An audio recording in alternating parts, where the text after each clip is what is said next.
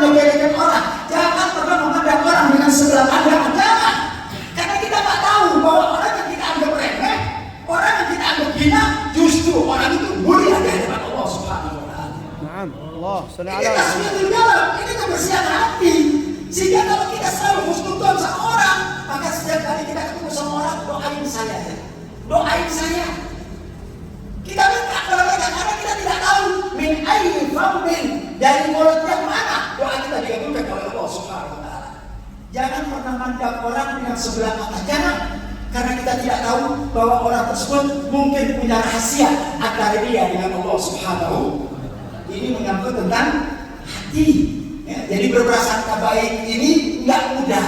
Kita ini kadang-kadang sedikit ada orang punya gaya berbeda, punya tingkah laku berbeda, udah sebetulnya tinggi.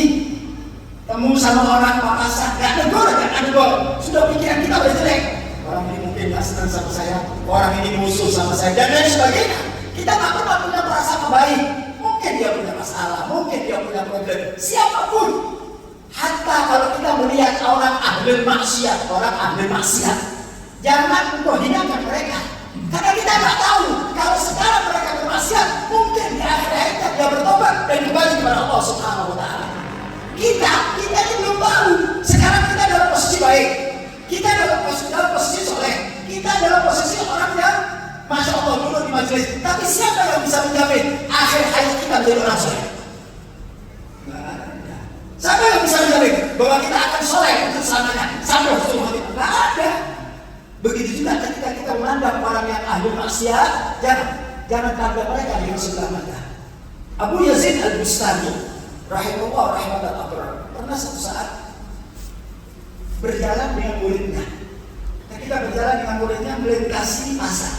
Di tengah-tengah pasar melihat ada segerombolan anak-anak muda. Ya, anak-anak muda biasa joget-joget sambil minum minuman. Ya, joget-joget sambil minum minuman. Nah, Abu Yazid melihat, santrinya juga melihat. Santri begitu melihat anak-anak muda itu yang berbuat maksiat, joget-joget, kemudian minum minuman. Kemudian si santri tadi mengatakan, ya Abu Yazid Al-Bustami ini kalau berdoa, doanya pasti dikabulkan sama Allah.